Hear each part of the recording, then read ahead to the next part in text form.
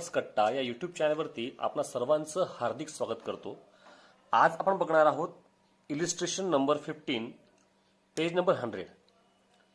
Solve example आहे 15 व 100 पान नंबरवरती आहे. ते एक्झाम्पल आपण बघूयात काय आहे. Following is the receipts and payment account of Krishna junior college Mahabaleshwar for the year ended 31 March 2020. यांनी आपल्याला रिसिप्ट्स अँड पेमेंट अकाउंट दिलेला आहे आणि ऍडजस्टमेंट्स दिल्या आहेत. तर यामध्ये ऍडजस्टमेंट्स नुसार आपण टिक करून घेऊयात.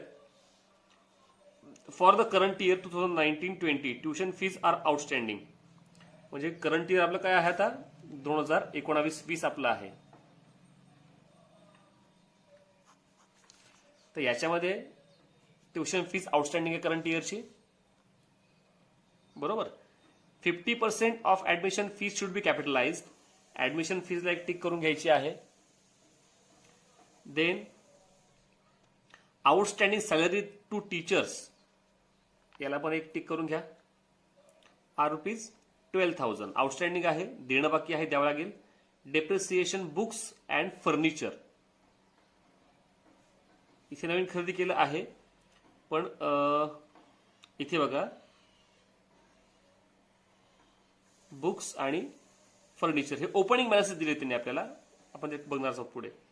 50% of government grants should be capitalised. Government grant तर टी पाहिजे.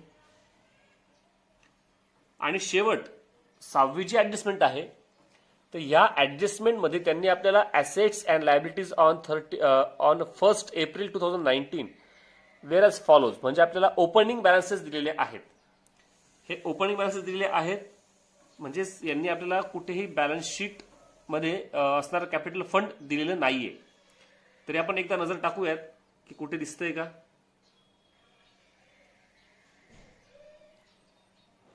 नाही, तर आपल्याला त्यांनी कॅपिटल दिलेलं नाहीये, तर कॅपिटल आपल्याला शोधावं लागणार आहे.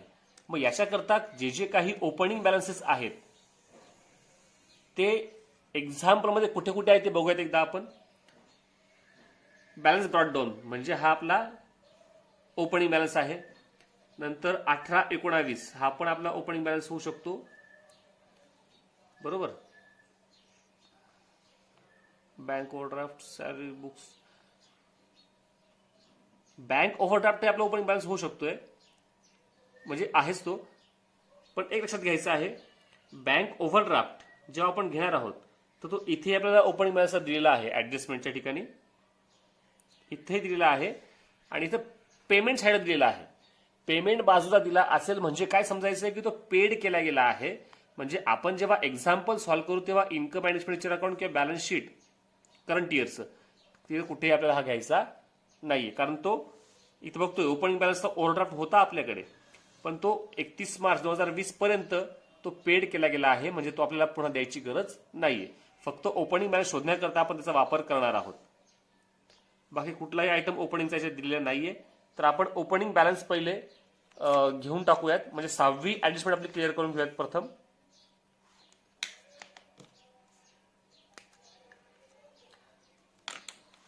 सर्वात प्रथम कॅश 23,500 रुपये ऍसेट साईडला घ्यायची आपल्याला.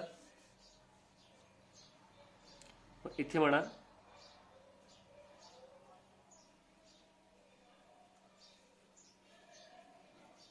कॅश इन हँड 23,500 रुपये. दुसरा एक ओपनिंग बॅलन्स बघितला होता इथं आपण, कोणता आहे, ट्युशन फीज रिसिवेबल 18-19 7,000 रुपये आहे. मग इथे म्हणा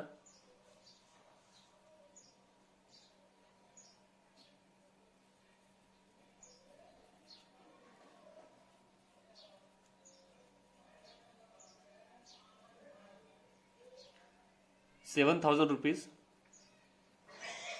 आता कुठलेही opening balances receipts and payment बाजूला नाही आहेत. आपण डायरेक्ट 6 नंबरची जी आपली ऍडजस्टमेंट आहे ती बघूयात आणि त्याप्रमाणे आपण सगळं हे करूयात पूर्ण. आपण आता assets and liabilities on 1st April 2019 were as follows. Building 18 lakh,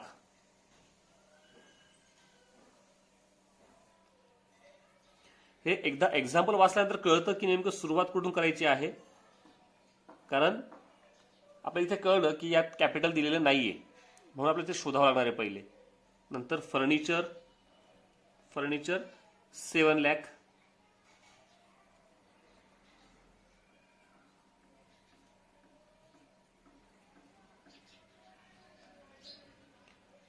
then tuition fees receivable, हे आपण घेतलं बघा, इथं वरती होतं ना, आपण ऑलरेडी ते घेतलेलं आहे, घ्यायची पुन्हा गरज नाही. नंतर आहे, अरे आपलं हे बाकी होतं, सॉरी, बुक्स घ्या. Books 5 lakh.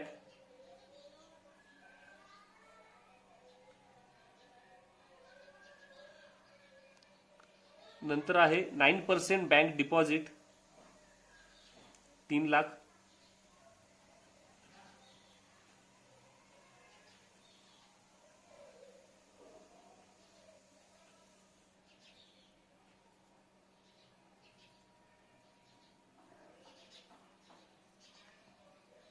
Tuition fee receivable घेतला गेलाय. बँक ओव्हरड्राफ्ट लायबिलिटी आहे आपली.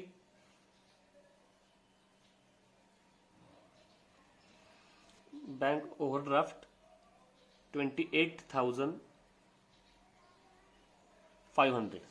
आता हे बाकीचे सर्व आयटम जे आहेत त्याच्यामध्ये बिल्डिंग झालं, फर्निचर झालं, बुक्स झालं किंवा 9% बँक डिपॉझिट झालं, हे सर्व आपण ओपनिंग बॅलन्सेस म्हणून जेव्हा आपण नवीन बॅलन्स शीट तयार करणार आहोत त्याच्यातही आपल्याला घ्यायचे आहेतच.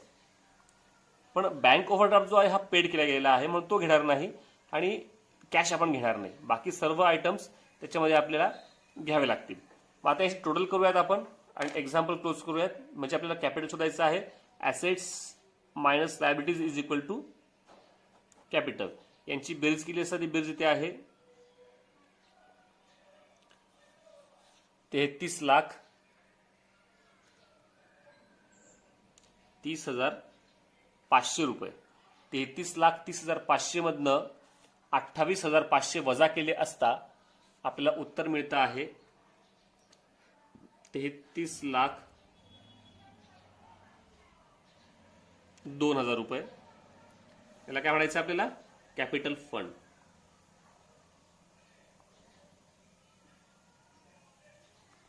Capital fund.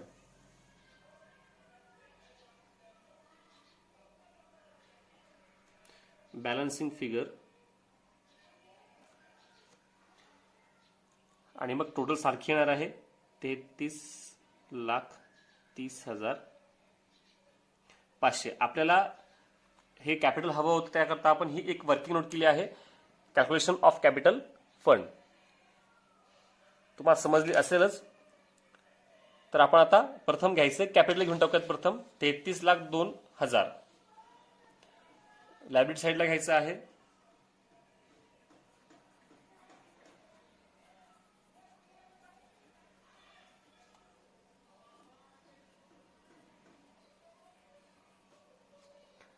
₹33,02,000 रुपये.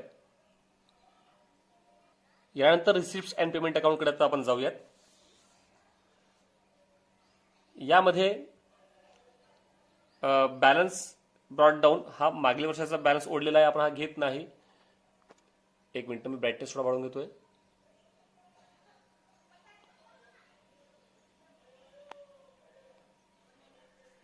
यानंतर ट्युशन फीज हे जे आहे त्या करंट इयरची ट्युशन फीज आपण घेऊयात आणि त्याला ऍडजस्टमेंटही आहे. ट्युशन फीज कुठे टाकतो आपण ट्युशन फीज दाखवतो इन्कम बाजूला. मग इन्कम बाजूला हे म्हणायचं आहे bye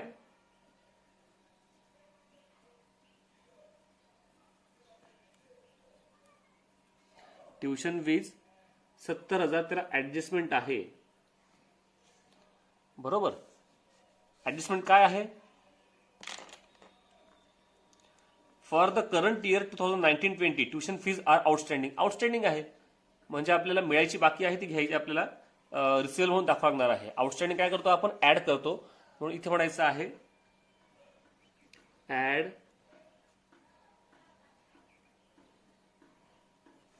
outstanding 10,000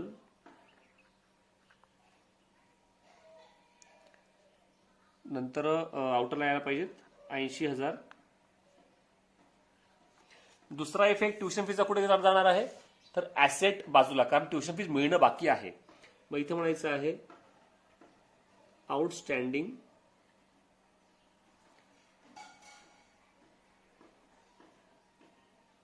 tuition fees 10,000 rupees, direct outer column मध्ये. त्यानंतर fine collection, interest on bank deposits, हे दोन्ही आपले काय असणार आहेत, इन्कमच आहेत. मग इन्कम बाजूला म्हणायचं आहे बाय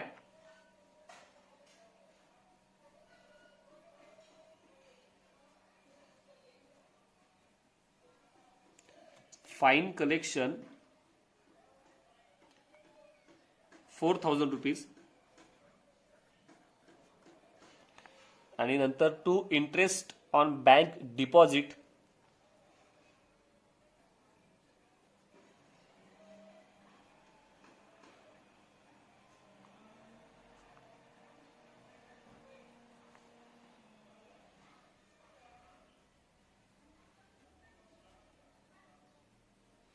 आता यात एक ऍडजस्टमेंट त्याला इंटरनली आहे. हे बघा, 9% बँक डिपॉझिट, ओपनिंग बॅलन्स दिलेला आहे, याच्यावरती 9% जे आपण काढणार आहोत, तर याचा एक इफेक्ट आपल्याला ह्या डिपॉझिटमध्ये दाखवा लागणार आहे. म्हणून मी ही अमाऊंट घेतोय इनर कॉलम मध्ये, 25,500. इथे मी जागा सोडतोय. देन ऍडमिशन फीज, याला ऍडजस्टमेंट आहे. ऍडजस्टमेंट काय आहे, 50% of admission fees should be capitalised. मग आपण ऍडमिशन फीज पण दाखवून देऊया तिथे bye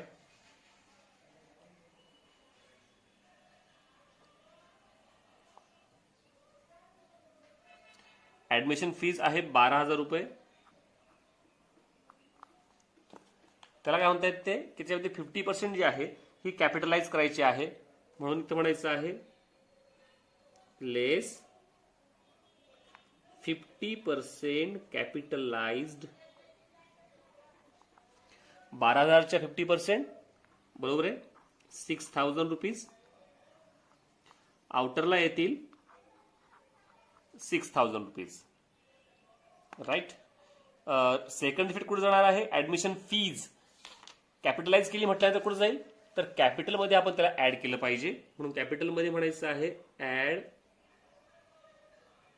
50% admission fees ₹6,000.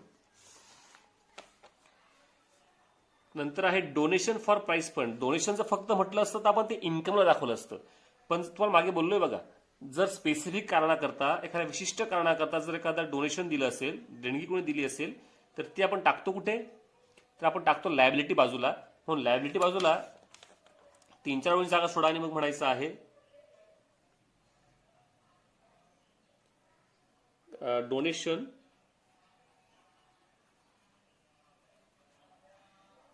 For prize fund 90,000 rupees. बरोबर. पुढे म्हणतायत गव्हर्नमेंट ग्रँट, शासकीय अनुदान मिळालेलं आहे. गव्हर्नमेंटने आपल्याला काही रक्कम दिलेली आहे, हे सुद्धा आपलं काय असणार आहे, इन्कम असणार आहे. मग इन्कमला म्हणायचं पण त्याला ऍडजस्टमेंट आहे बाय गव्हर्नमेंट ग्रँट्स.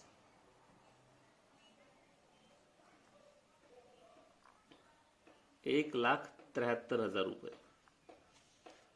तर ऍडजस्टमेंट आहे 50% गव्हर्नमेंट ग्रँट्स शुड बी कॅपिटलाइज्ड. म्हणजे याच्यातली 50% जी गव्हर्नमेंट ग्रँट आहेत काय करायची आपल्याला, ती आपल्याला कॅपिटलाइज करायची आहे. बरोबर. मग 50% याच्या निम्मे आपल्याला करायचे असणार आहेत, लेस 50%. 1,73,000 भागिले 2 जर केलं तुम्ही तर तुम्हाला निम्मे किती येतात ते तुम्हाला मिळून जाणार आहेत. ते निम्मे जे येतात ते येतात 86,500 रुपये. बरोबर. मग इथे म्हणायचं आहे 86,000. 500 वजा केल्यानंतर आउटरलाही तितकेच येणार आहेत 86,500 रुपये. बरोबर. आणि मग आता हे जे आपलं आलेलं आहे 50%, त्याचा दुसरा इफेक्ट कुठे गेला पाहिजे? बरोबर आहे, कॅपिटल फंडमध्ये आपण त्याला ऍड करणार आहोत. मग इथे म्हणा ऍड 50% गव्हर्नमेंट ग्रँट 86,500 रुपीज. मी अजून काही ऍड करत नाही कारण सरप्लस येतं की डिफिसिट ते माहित नाही आपल्याला. तर बघूयात पुढे आपण. रिसिप्ट साईडचे संपूर्ण आयटम संपलेले आहेत. आता आपण पेमेंट बाजू सुरू करूयात. बँक ओव्हरड्राफ्ट आपण घेणार नाही कारण तो पेमेंट साईडला पेड केला गेलेला आहे, म्हणजे तो त्याचा विषय क्लोज झालाय. आपण मागच्या वर्षी बँकेकडनं ओव्हरड्राफ्ट घेतलेला होता पण तो ह्या वर्षी पेड करून टाकलाय म्हणून तो कुठेही दाखवण्याची गरज नाही आहे. पुढचे सॅलरीज टू टीचर्स म्हणजे आपला खर्च आहे. दाखवायचा कुठे? एक्सपेंडिचर बाजूला म्हणायचं आहे टू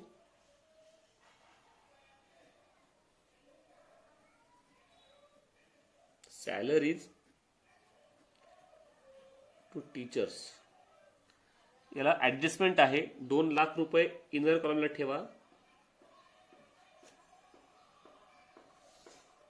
बरोबर.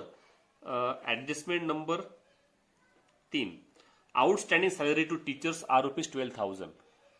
टीचरची सॅलरी द्यायची बाकी आहे, ते आउटस्टँडिंग आहे म्हटल्यानंतर कुठे दाखवायची आपल्याला? आउटस्टँडिंग म्हटल्यानंतर आपण पहिला इफेक्ट काय देणार? त्याला ऍड करून घेणार आपण. तर इथे म्हणायचं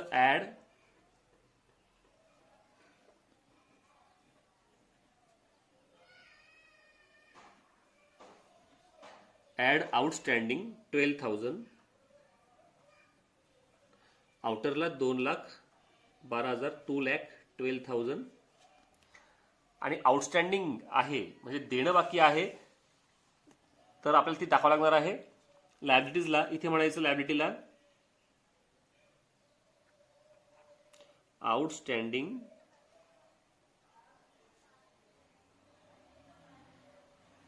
सॅलरीज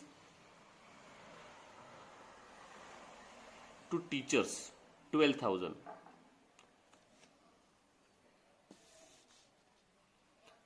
बरोबर. नंतर आहे सॅलरीज टू ऑफिस स्टाफ. इथे घ्या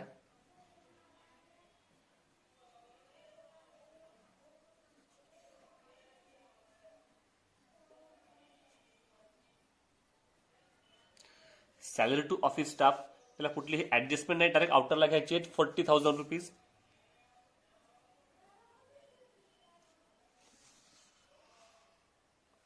देन बुक्स परचेस्ड. आता हे बुक्स परचेस म्हणजे वर्षभरात आपण नवीन खरेदी केले आहेत, पण आपण जेव्हा ओपनिंग बॅलन्सेस बघितले तर आपल्याकडे ऑलरेडी बुक्स आहेत, म्हणजे ओपनिंग बॅलन्स त्यांचा आपल्याकडे आहे बुक्सचा. बरोबर. मग आपल्याला बुक्स जे आहे आपण डायरेक्ट कुठे घेणार? ऍसेटला घेणार. आपला ओपनिंग बॅलन्सेस दिलेले आहेत हे बघा, बुक्स 5 लाख रुपीज. मग आपण पहिले घेऊयात त्याला ऍसेटला, कारण ओपनिंग बॅलन्स मध्ये आपल्याला करंटचा बॅलन्स चालू वर्षाचा बॅलन्स ऍड केल्याशिवाय आपल्याला पुढचं काही करता येणार नाही, म्हणून बुक्स पहिले आपण घेऊन टाकूयात. आता इथे बुक्स आयटम आल्यामुळे लगेच आपण आपल्याला आधी माहिती होतं की याचा ओपनिंग बॅलन्स दिलेला आहे आणि फर्निचरचाही ओपनिंग बॅलन्स दिलेला आहे, मग आपण इथे टिक करून घेतली होती बघा आधी की ऍडजस्टमेंट आहे म्हणून. तर प्रथम बुक घेऊयात ऍसेट बाजूला.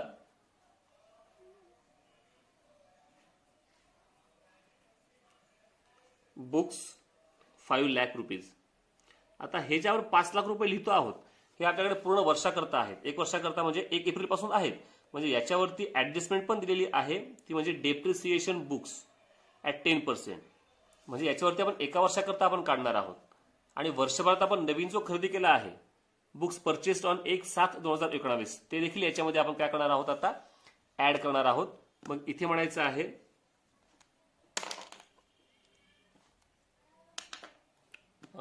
एक मिनिट,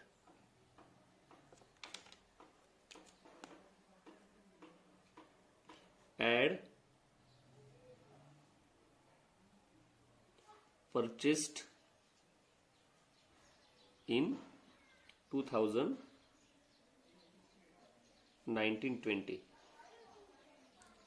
अमाऊंट आहे त्याची 60,000 रुपये.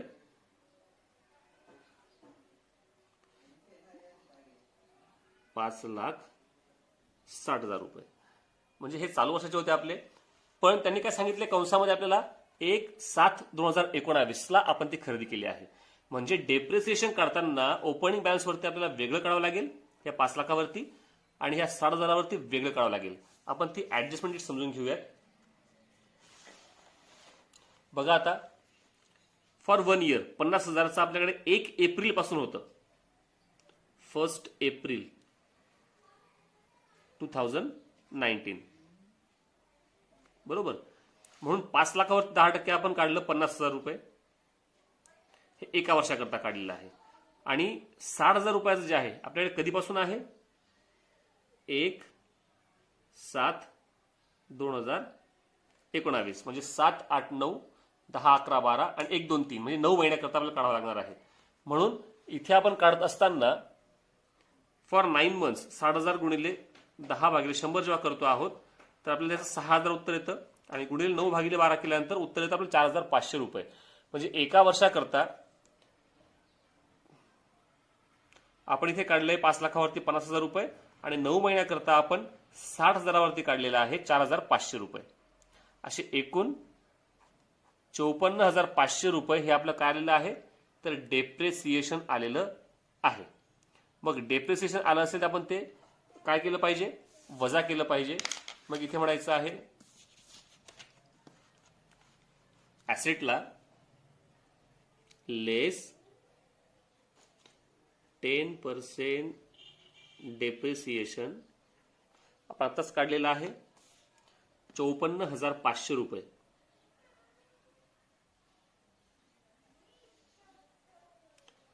आउटरला वजाबाकी केल्यानंतर तुम्ही करून बघा स्वतः वजाबाकी काय ते बघा. वजाबाकी आली पाहिजे 5,05,500 रुपये बरोबर. आता याचा सेकंड इफेक्ट आपण नंतर देऊयात कारण सोबतच आपल्याला फर्निचरचा पण द्यायचा आहे तर आपण दोन्ही इफेक्ट सोबत देऊयात. ठीक आहे. त्याच्यामुळे मी त्याचा इफेक्ट राहू दिलेला आहे. पुढचं आता येत आहे printing and stationery, office rent, repairs, sport expenses, annual gathering expenses हे सर्व आपले काय आहेत तर खर्च आहेत. तर सर्व आपण घेऊयात आता एक्सपेंडिचर बाजूला. मग प्रथम काय आहे प्रिंटिंग अँड स्टेशनरी म्हणा इथं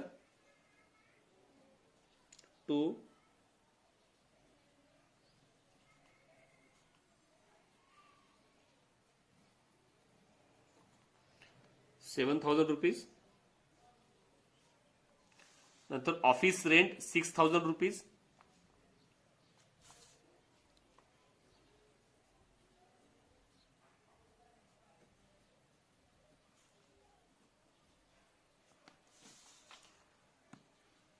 Then repairs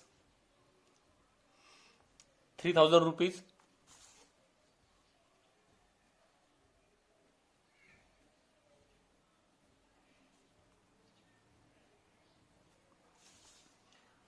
Sports expenses 1,500.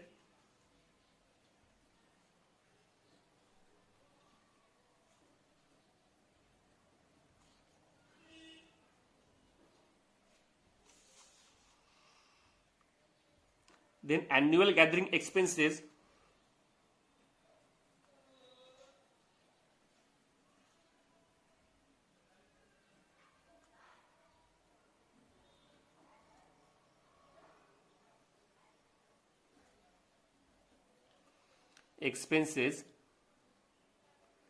'त्याची अमाऊंट आहे 12,000 rupees.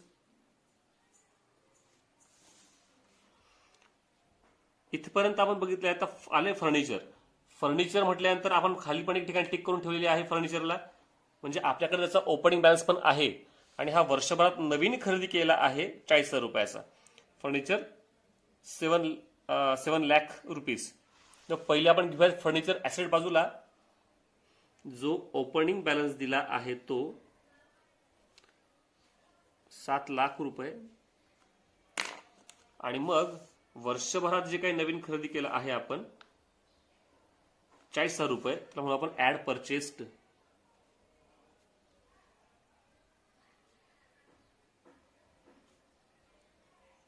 In current year 40,000 rupees. दोन्हींची बेरीज इथे आहे 7,40,000 रुपये. आता याच्यावरही बघा ऍडजस्टमेंट आहे. डेप्रिसिएशन काढायचं फर्निचरवरती 15%. 15% काढायचं असेल तर आपल्याला ह्या फर्निचरवरती म्हणजे ओपनिंग बॅलन्सवरती एका वर्षाकरता काढावे लागणार आहे. आणि इथे वर्षभरात जर आपण नवीन खरेदी केलंय, बघा इथं हे फर्निचर जे आहे ओपनिंग बॅलन्स याच्यावरती आपण काढणार एका वर्षाकरता, कारण हा बॅलन्स कधीचा आहे 1 एप्रिल 2019चा हा बॅलन्स आहे. आणि दुसरं जे आहे आपण खरेदी केला आहे वर्षभरात 1/1/2020ला, म्हणजे 1 जानेवारी म्हणजे जानेवारी फेब्रुवारी मार्च 3 महिन्याकरता आपण हे 40,000 वरती काढणार आहोत. तर आपण एकदा बघूयात ऍडजस्टमेंट आपण वर्किंग नोट केली आहे. बघा for 1 year 7 lakh multiply by 15 into 100 ते आपलं येतात 1,05,000 रुपये. आणि नंतर आपण बघतो आहोत हे आपल्याला इथे काढायचं आहे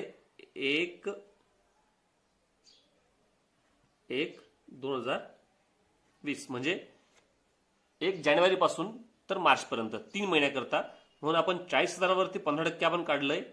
15/100 गुणिले 3/12 म्हणजे आपल्याला मिळाले एका वर्षाकरता 3 महिन्याकरता 1,500 रुपये. आणि या दोन्हींची बेरीज होते आहे आपली 1,06,500 रुपये. म्हणजे इतकं डेप्रिसिएशन आलं आपल्याला 1,06,500 रुपये हे डेप्रिसिएशन आपल्याला मिळालेलं आहे. समजलं असेल, कारण या प्रकारचे एक्झाम्पल आपण आधीही सोडवलेले आहेतच. तर आपण आता काय करणार आहोत, तर आपण आलेलं डेप्रिसिएशन जे आहे हे आपण फर्निचरमधनं वजा करणार आहोत. मग इथे म्हणा लेस 15% डेप्रिसिएशन 1,06,000 रुपये.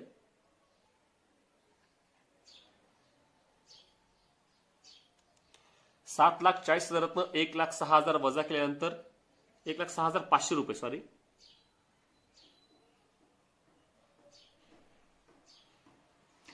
हे 500 रुपये राहून गेले होते माझ्याकडनं.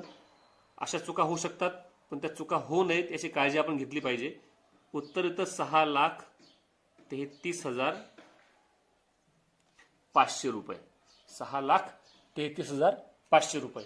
आता मी तुम्हाला बोललो होतो बघा, हे दोन्हींचाही सेकंड इफेक्ट द्यायचा बाकी आहे. म्हणजे कोणाकोणाचा बुक्सचं डेप्रिसिएशन आणि आता फर्निचरचं पण डेप्रिसिएशन, हे दोन्हींचा इफेक्ट आपण सोबत देऊयात. कुठे द्यायचा असतो, एक्सपेंडिचर बाजूला. इथे म्हणा टू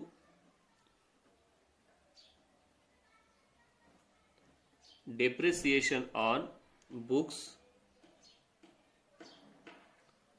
54,500 रुपये. बरोबर ना, बरोबर आहे. नंतर फर्निचर त्याच्यावरती काढायचं आहे आपल्याला. काढलेला आहे आपण 1,06,500 रुपये. 1,06,500 रुपये. आणि दोन्हींची बेरीज आपण आता आउटरला घेऊयात. 1,50 60 1,61,000 रुपये. 1,61,000 रुपये आपण त्याची घेतलेली आहे. अशा प्रकारे फर्निचरची ऍडजस्टमेंट संपलेली आहे. आणि शेवट दिला आपल्याला balance carried the cash in hand आणि कॅश ॲट बँक. हे आपण घेत असतो नेहमी ऍसेटला. मग ऍसेट बाजूला म्हणायचं आहे कॅश इन हँड अमाऊंट आहे 200 रुपये. कॅश ॲट बँक 6,800 रुपये. दोन्हींची बेरीज इथे 7,000 रुपये. बरोबर. आता काही राहिलं आहे का, तर हे बघण्याकरता आपल्याला ओपनिंग बॅलन्सेस जे आपले होते त्याच्यामधले काही बॅलन्स घ्यायचे बाकी असतील तर आपण ते घेऊन टाकूयात. त्यामध्ये बिल्डिंग बाकी आहे, आपण घेऊन टाकूयात बिल्डिंग.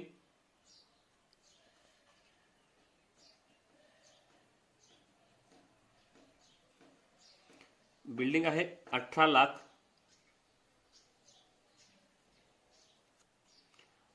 फर्निचर घेतलं गेलं आहे, बुक्स पण घेतलं गेलं आहे, बँक ओव्हरड्राफ्ट घ्यायची गरज नाही, ट्युशन फीज रिसिवेबल जी आहे ही पण घ्यायची गरज नाही कारण ती मिळून गेली आहे. नंतर बँक ओव्हरड्राफ्ट नाही, हां 9% बँक डिपॉझिट्स हे बाकी आहे. 9% बँक डिपॉझिट्स 3 लाख रुपीज इनरला घेतोय कारण त्याला आपल्याला 9% जे म्हणतायत त्याच्यावरचे 9% आपल्याला इंटरेस्ट काढावा लागणार आहे. आता आपण एक ऍडजस्टमेंट सोडली देखील होती बघा या ठिकाणी, इंटरेस्ट ऑन बँक डिपॉझिट म्हणून इथे एक जागा सोडली होती ना आपण. आता त्याचा उपयोग इथे होणार आहे आपल्याला. आता 3 लाखावरती 9% आपल्याला पहिले काय करायचं आहे, बँक डिपॉझिटवरचं इंटरेस्ट काढायचं आहे. 3 लाखावरती बँक डिपॉझिटचं इंटरेस्ट काढायचं आहे. मग बघा 3 लाख गुणिले 9 भागिले 100 केलं असता आपल्याला उत्तर मिळतं आहे 27,000 रुपये. इतकं बँक डिपॉझिट आपल्याला वरचं इंटरेस्ट मिळणार आहे. पण ते काय म्हणतात रिसीट बाजूला, बाजू कोणती रिसीट म्हणजे आपल्याला आलेलं आहे आपल्याकडे. यामध्ये म्हणतात की इंटरेस्ट ऑन बँक 25,500 रुपये तुम्हाला मिळून गेलेत. किती? 25,500 रुपये मिळून गेलेले आहेत. म्हणजे आपल्याला 27,000 जे मिळायला पाहिजे होते इंटरेस्ट त्याच्यापैकी 25,500 रुपये रिसिव्ड आहेत, मिळून गेलेले आहेत. म्हणून आता काय करायचं आपल्याला, 27,000 वजा 25,000 म्हणजेच काय उरतात 1,500 रुपये. 1,500 रुपये अजूनही काय आहेत, आउटस्टँडिंग आहेत, अजूनही मिळायचे बाकी आहेत. बरोबर. म्हणजे ह्या प्रकारचं एक्झाम्पल आपण मागच्या वेळेस सोडवलं होतं. माझ्या मते 14 नंबरचं एक्झाम्पल होतं 14 नंबरचं एक्झाम्पल जे होतं त्यामध्ये सेम प्रकारची ऍडजस्टमेंट येऊन गेलेली आहे. म्हणजे आपल्याला आता अजूनही आउटस्टँडिंग आहेत 1,500 रुपये, तर आपल्याला तेवढेच दाखवावे लागणार आहेत कारण बाकीचे 25,500 रुपये मिळून गेले आहेत, जे आपले आउटस्टँडिंग होते ते मिळून गेले आहेत. दाखवायचे किती, तर फक्त 1,500 रुपये. मग इथे म्हणायचं आहे ऍड इंटरेस्ट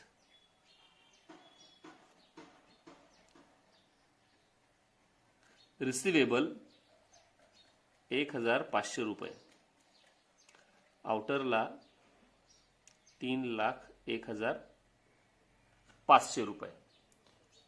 सेम आपण इकडे डिपॉझिट जे होतं इंटरेस्ट बँक डिपॉझिट इथे आपण जागा सोडली आहे. ऍड इंटरेस्ट रिसिवेबल म्हणा किंवा आउटस्टँडिंग म्हणा, मी इथं आउटस्टँडिंग म्हणतो 1,500 रुपये. दोन्हींचाही अर्थ एकच होतो, दोघींचा अर्थ सारखा असतो, त्याच्यामुळे 27,000 ते काही चुकीचं नाहीये. बरोबर. अशा प्रकारे जवळपास सर्वच ऍडजस्टमेंट संपलेल्या आहेत.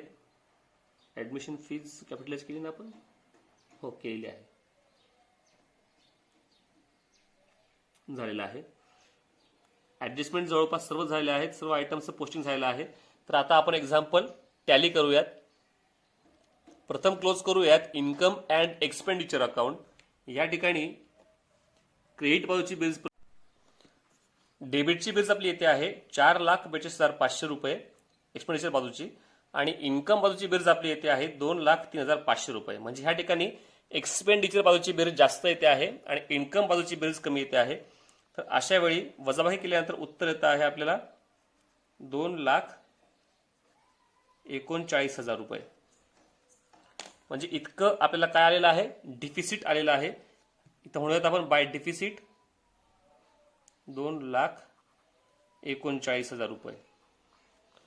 डिफिसिट आलं म्हटल्यानंतर आपण त्याला कुठं टाकणार आहोत, कॅपिटल फंड मध्ये आपण त्याला काय करतो, लेस करतो. मग इथे आपण म्हणूयात प्रथम यांची बेरीज करून घेऊयात. ही बेरीज आपली येते आहे 33,94,500 रुपये. आणि मग यामधून आपण करूयात डिफिसिट लेस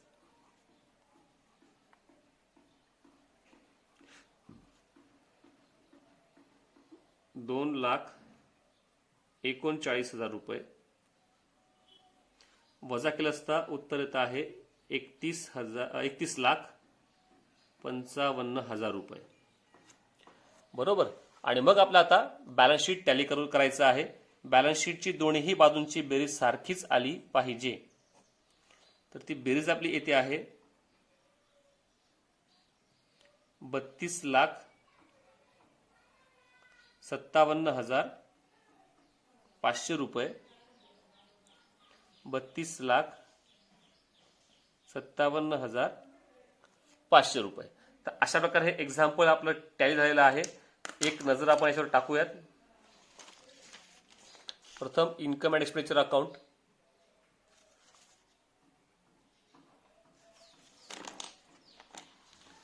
नंतर बॅलन्स शीट,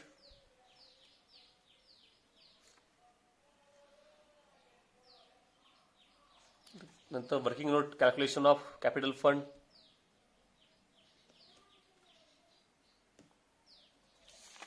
त्यानंतर working note depreciation on books, नंतर working note depreciation on furniture आणि 9% इंटरेस्ट ऑन बँक डिपॉझिट. स्वतः तुम्ही घरी एक्झाम्पल सॉल्व्ह करून बघायचं आहे. धन्यवाद.